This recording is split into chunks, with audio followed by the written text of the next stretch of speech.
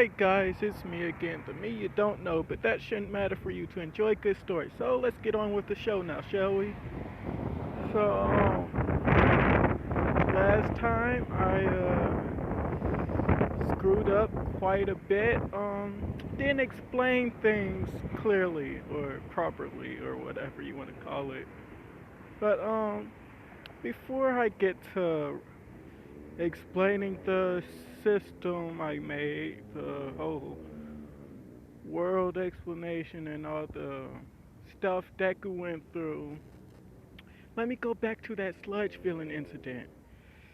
As actually no one commented on who they wanted Deku to save. So what I'm gonna do is bring Jules into this. So Deku saved Jules. Yep. And then Deku gets whisked away after saving her. And after being saved himself from All Might, but he was passed out and his body just disappeared. So Jules gonna be in the this this what if as well. Um, I don't know if I should give her the same quirk or not, but we'll see. Gonna make her take Deku's seat in UA because Deku's gonna be gone for that long, so like, and to make her relevant to the story, so she's gonna be in UA and she's gonna take Deku's seat because Deku would still be in that world when the whole entrance exam happened. So yeah, just wait. I'm gonna have him pop in at some point. Just you wait. But anyways, back to Deku. So Deku, like I failed to explain this, but that whole weapon room Deku was in, that was just to test the weapons and see what class those and what level he could unlock them at if he chose that class. So like that's what that whole weapon room was. That's not where you go to choose the weapons. That's where you go to learn which weapons you could possibly get depending on which class you choose. It's like if you wanted a great sword, you'd have to start off as a swordsman and have like a puny little katana or wooden sword. Like you see what I mean? Like you can't be a knight and have like a wizard staff. That's not how things work. So you gotta research your weapons, then you choose the class, and then you choose. And Deku starts off with the ease and the little pocket knife because he chose the thief, and that's what he got. And all of Deku's base stats are pretty high. I say the only thing that's not that high is strength because I mean don't really need that much strength to I don't, explaining is terrible today, guys. But yeah, that's pretty much the only thing that's not super high. Oh, and also health or vitality, if you want to call it. And doesn't have MP yet, but he'll get that soon. Magic points. Yes, even a thief can use magic. Okay, guys. Depending on what he chooses to upgrade to. 'Cause, I mean, like think the thief would actually have the most upgrade choices. And like the final upgrades would be like what, pirate, assassin, ninja, uh, locksmith, pickpocket. Okay, enough. Not finna go through all of them, cause I don't even know all of them. I just know the one deck was gonna pick. But let's see. Yeah, I could probably guess from the picture, but yeah. So Deku gets that whole explanation of how the world works, and this this world he's actually being transported to is a very futuristic world. Well, not that futuristic, more like almost everything is voice automated. That's what I'm trying to say. Like the way you call someone and the way you get their number, you just well, the way you give them your number. You bow and say you may call me, and then you can say your name, and then they get a little notification that says um, your name added to contact list, and then they could just be like, hey, call this person, and then all you have to do is answer. That would be really neat, right? Like, plus it would help with this quarantine going around. Okay, enough with that. Oh, it's windy out here, alright. Um, Deku chooses as I have said, but it is the subclass that I don't really know what Deku would choose. And the subclass is basically anything ranging from chef to whatever. Um, yeah, let's just say chef. Deku chooses to be a chef. A chef, thief chef. It don't really sound right. I don't know, guys. Let me know what Deku's subclass can be. It can be literally anything.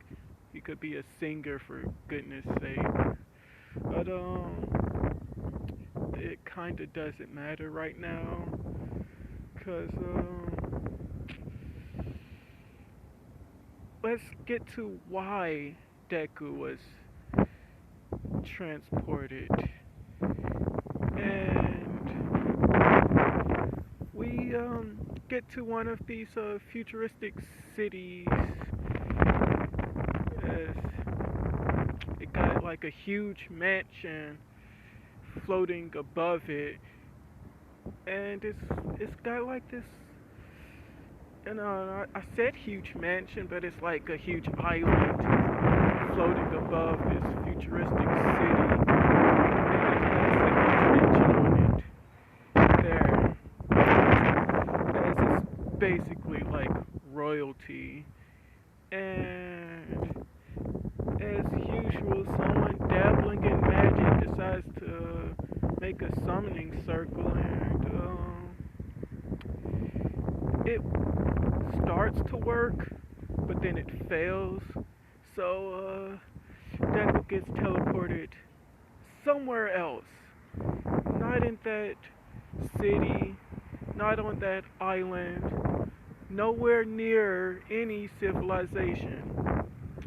As Deku is in a forest, a huge, gigantic forest, and Deku, I would say, got very lucky because that forest is dangerous. That Deku finds himself surrounded by beavers, and these beavers can talk, and they're just trying to talk to him, and it's all like, "Who are you? And what are you doing here? How'd you get here?" And like all these questions, and Deku's like just standing there stunned, like he don't know what to say. He's asking them, "Where am I?" And all the beavers just start chattering and like scatter basically. It's like just some nobody, no big deal. He's no threat to us. And they just start to go on about their day. But one of them stays and gives him the rundown of the area. And long story short, Deku decides to stay. Um, and Deku notices a huge dam just going straight across the forest. It's more like a huge wall at this point, but it's not filled with water just yet because it's not completely done. So yeah, Deku's just wondering where'd all this wood come from. He knows they're in the forest, but still, if there's that much wood on the dam, it must have took them years to build, and plus, then they have to wait for the wood to grow. But then he notices a beaver chopping down one of the trees, and soon as the beaver starts to walk away, the tree just starts to regrow almost instantly. So, infinite supply of wood, forest can't be burned down or anything. It's magical forest, so it's protected by unnatural forces. So, yeah, I guess I should also mention there are bunnies there too. Like, no, not bunny people or beaver people. Just the animals. Like, imagine the actual animals, and then imagine them walking on 2 feet. Yeah, walking like a person, but still short like their actual animal. Only slightly taller because they're standing. But yeah, they're like bananas. Yeah. just like bananas height. There's yeah. So I know it's a weird thing to imagine talking beavers and bunnies. So like the beavers provide shelter and the bunnies provide food. So like when Deku decides to stay, he just like decides to protect them and help build. As time skip, like few months, Deku has learned woodworking. Like since that's not his subclass that he chose, and it just takes a little longer to level that skill up. But I mean, it gets up there if you keep at it. It just takes that much longer. So Deku learns crafting and all that. He crafts a few weapons. I mean, like, if Deku decided to just level up, he'd automatically get some weapons. But making them it's alright. So he can just make his own. He don't have to wait to level up to get them. So, like, or he could just go to a city and buy them, but he doesn't do that. He just makes them out of wood. He has like a spear and a wooden sword and a staff. Yeah, I'll give him a staff, not a sword, a staff. Freaking bow staff, like Donatello up in here. But, I'm sorry. Anyways, the thing is, Deku learned quite a bit of skills, and he's in this big old forest surrounded by beavers and bunnies and their little town. I should say he helped build them a little town, cause like they were just sleeping on the ground, and Deku was like, "That's gotta be uncomfortable." So he helped build them actual resting spots, as that increased their efficiency working on that dam. So yeah, there's also a few mountains in the background as Deku occasionally goes to them and trains. It's like he doesn't want to disturb the beavers or bunnies while he trains.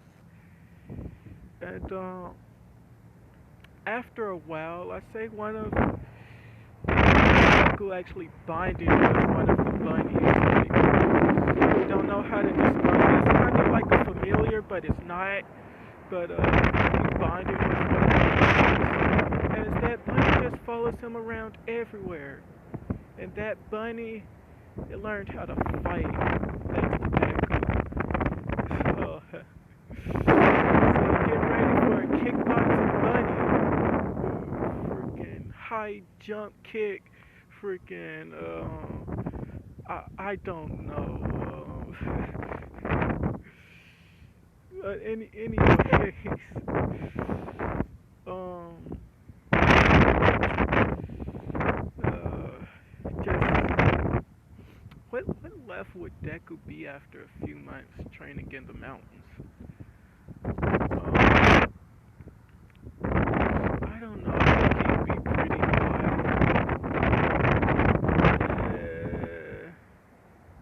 Like 28. Yeah, let's say 28 for now. Excuse me. How much that would actually do for Deku, but or anything. Man, I didn't think this far ahead. Okay, didn't think about numbers when I thought of this. Okay, but I'll just say about a year goes by. Deku's been living there for about a year, a whole freaking year. And one day, while Deku was up there on that mountain with his bunny pal, um, a few, not just a few, a bunch of adventurers come trying to tear down the dam. Because it's almost done, and the government, I would say, of a nearby town notices this giant freaking dam. And they're like, if that gets completed, this whole town's gonna be flooded. And they're trying to not have that happen. So they think of hiring a few adventurers to go destroy that dam. Because, like, yeah. But when the adventurers get there, they notice this nice freaking town, bruh. And they're just exploring it, and they're like, oh, this would be amazing to live in. Are you sure you want us to do this? As, you know, advanced technology, they have cameras and microphones and, like, communication systems, as they're talking to their employers, basically. And the government that issued this request is pretty much all like, yeah, tear it down. And beavers and bunnies hear that. They're, oh, let me rewind a bit to give y'all a bit more information.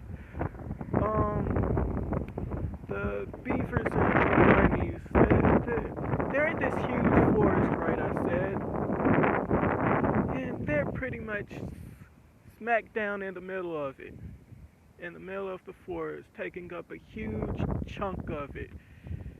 As there are other creatures and species out there in that forest, as they always try to fight the beavers and the bunnies, but they're too small for these the bears and the ogres and the goblins and all these other creatures, the wolves and all like just a bunch of creatures out there fighting for dominance in this forest. Kind of reminds you of nothing. Anyways,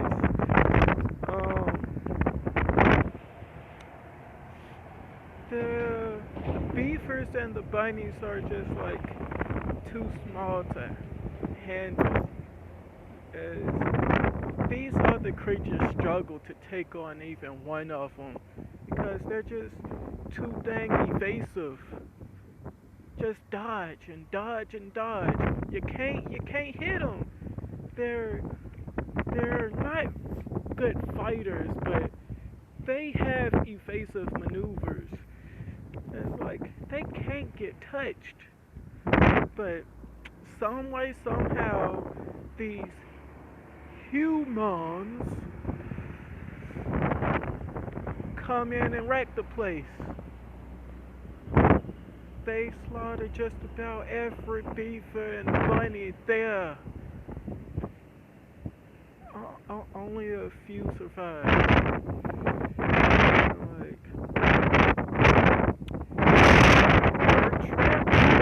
but since it was a huge adventurous, they had defensive mechanisms in place in case there were traps. So like, none of them died by the traps. It's like, yeah, they got magicians and wizards and mages and witches and sages. Okay, enough of that words for magicians, but basically,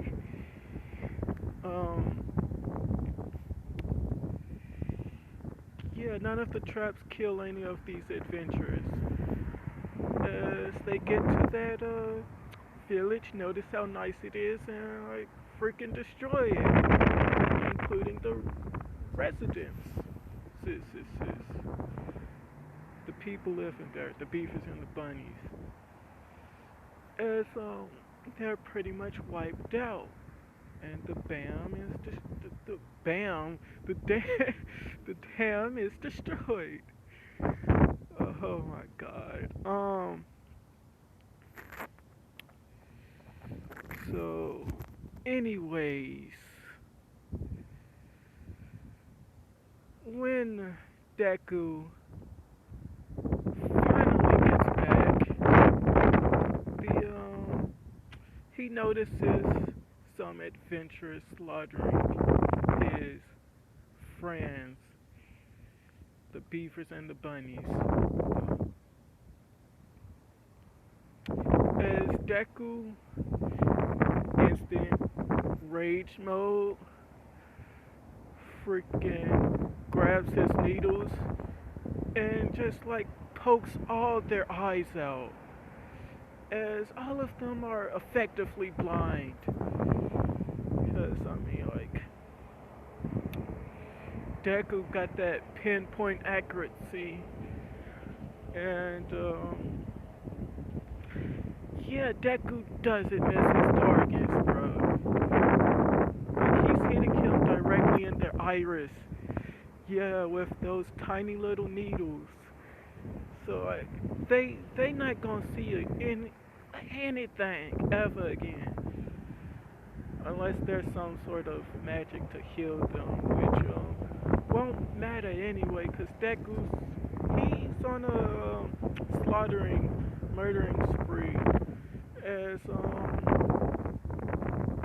think there was about adventures there as Deku slaughters them all in a couple of seconds.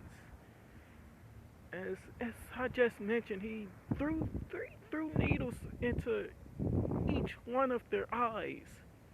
That's what, 60 needles? Yeah, that's a lot. So yeah, and Deku threw them all into each one of their eyes at pretty much the same time. So like, there was just like a unified grunt and a giant scream. Yeah, so yeah, all of them just grunted and screamed and like, ah! okay, okay, I'm sorry for my poor acting skills, but yeah, that's what happened. They're all blind, and Deku just grabs his trusty pocket knife and just slashes their necks and stabs at their hearts, and one by one they're all dead. As there was like a few cameras like following them just to make sure that they're doing their job, and they witnessed that massacre. And yeah, Deku is now a wanted man in whatever city that is that just killed all these beavers and bunnies. Like, oh boy, things are going to get hectic after this. As Deku's pretty much a criminal now, though he was just enraged. Cause I mean, like, they killed pretty harmless creatures, though I guess they did attack the humans for why am I saying maybe because I'm using that term very lightly, because there's not just humans in that party, the big adventuring group, but I'm not gonna go through each race or whatever that was there. But I guess the beavers and the bunnies did attack them after hearing they was going to destroy the dam. But yeah, I guess you could say they fought in self-defense, but then the bunnies and beavers were also fighting in the dam's defense.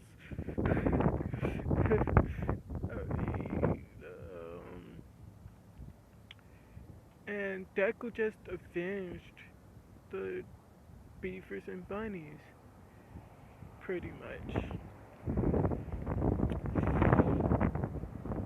Because, like I said, the bunnies and beavers are not fighters. They barely have done any damage if they even managed to land a hit. I mean, they're evasive, but once they throw an attack, that evasion kind of drops. So like, all the adventuring group had to do was counter, and like that was that. Just and, yeah, that's all they had to do was throw a few counters in there. Counter, counter the attack and kill them. As they did pretty much go down in one hit. That's how weak they were. Except the bunny that's following Deku around. That one got strong AF, my man. Like, oh, I'm sorry about that noise I just made. I just shuddered in this freezing temperature out here, my guys. Like, it's cold. But that's besides the point. Um, yeah, that's that. As Deku notices the cameras watching him, as Deku just destroys them. Yeah, yeah, he destroys the cameras. Excuse me. They didn't get a good look at his face though, 'cause he moved way too fast for it, and he was also wearing his little outfit you see here, and he had the mask over his face and the hood on. So yeah, not exactly a hood, like a cloak. He had a cloak on. Yeah, 'cause he doesn't have this outfit yet. He's not at that level yet where what am I trying to? He's not max level yet, so he doesn't get that final evolution form, my dude. So, um, yeah, I'll share some of his skills and things in the next part, but right now it's time to end this off, my G, my guy, my